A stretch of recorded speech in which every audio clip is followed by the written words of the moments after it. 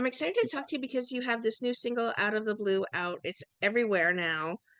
Talk about from the beginning, though, how do you describe your sound? Typically, people describe you as maybe a country artist, but do you have a way that you like to describe your music? I think it's more modern country than anything. 90s country for sure. Who were some of your musical influences when you were growing up? Probably George Strait, Alan Jackson, a lot of the goodies, oldies but goodies. Classics, they would All the say. classics, right? Yeah. Well, Out of the Blue is out now. Talk about the process for creating it, please. I wrote that song probably about, I don't know, 10 years ago, probably. Already. And we had it in the hopper. We just never released it. And finally, that one came out, and what we did was we did the mix of all of the stuff I originally recorded, and that was the best one of the whole bunch. And it's funny because last night I was at a writer's round here in Nashville at the Bluebird, and one of my co-writers was there, and I hadn't seen him in 10 years probably. You got to reconnect with Charlie. Yeah. What was Yeah. that like for you? Well, Charlie wasn't there, but Oh, but uh, one of my other co-writers was there. Tommy Carlos was there, and he was on that project. He didn't co-write on Out of the Blue, but he was on that project. So it was fun. It was a whole lot of fun went into that song, and we're going to shoot the video in January, so we're pretty excited about that too.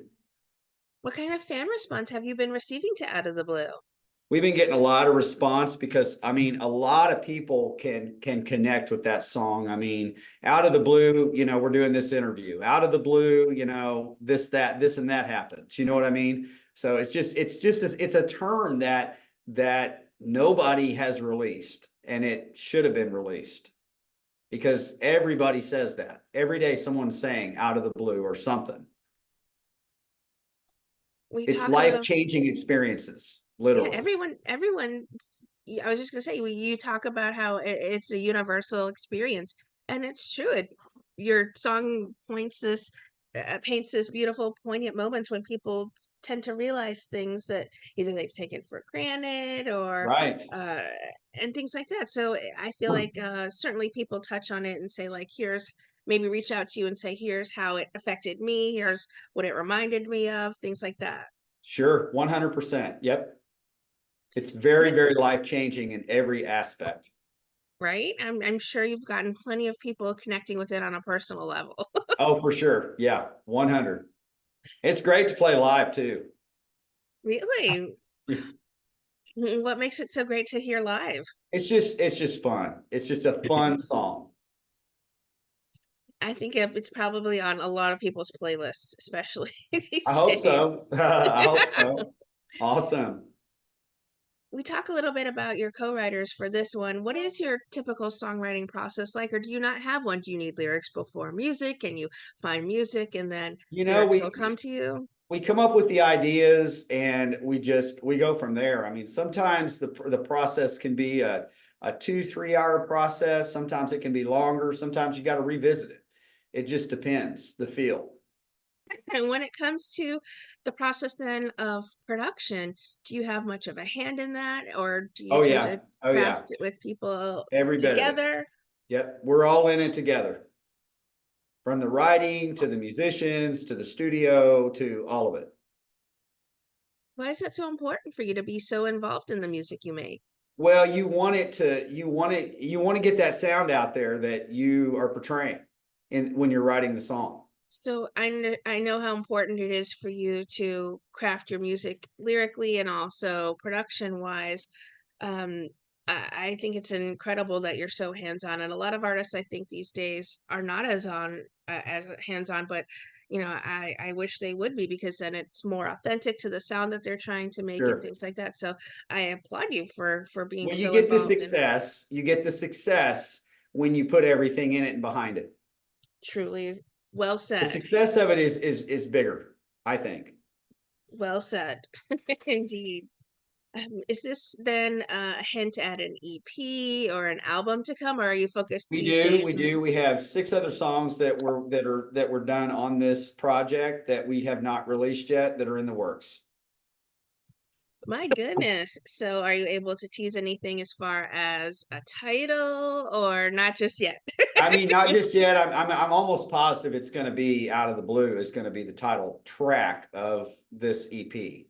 Sure. We talked about some of your musical influences, but is there a dream collab you'd have in mind? Someone you'd love to connect with to sing a song with? Oh, 100, Dirks Bentley, 100%, for sure. Dirks Bentley, Billy Currington, for sure. Those guys are great. Well, they'd be in good company, certainly. I'd like to hope so.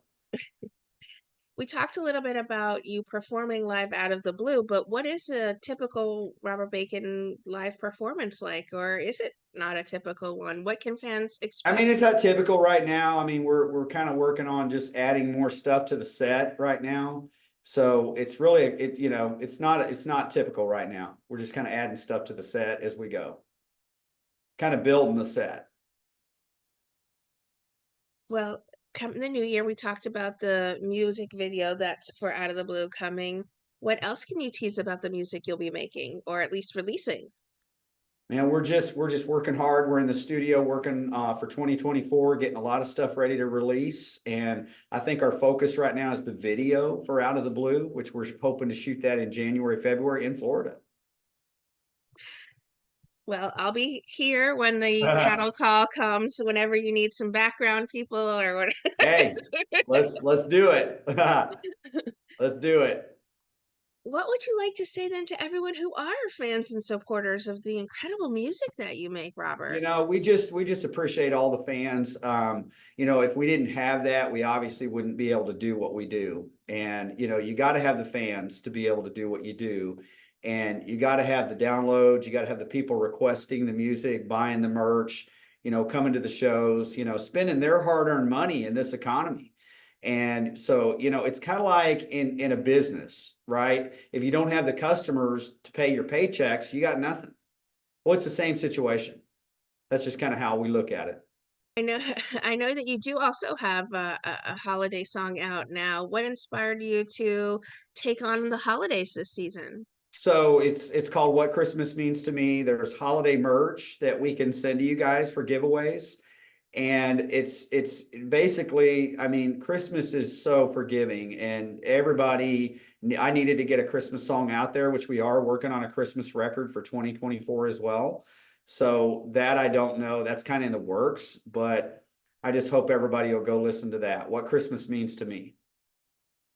You have a specific thing that Christmas means to you then? Something that really And continues to touch your heart holiday after holiday? it's the family, the get together, all the going home, all the things. I like the fact that when it's just a hard snow, everything shuts down.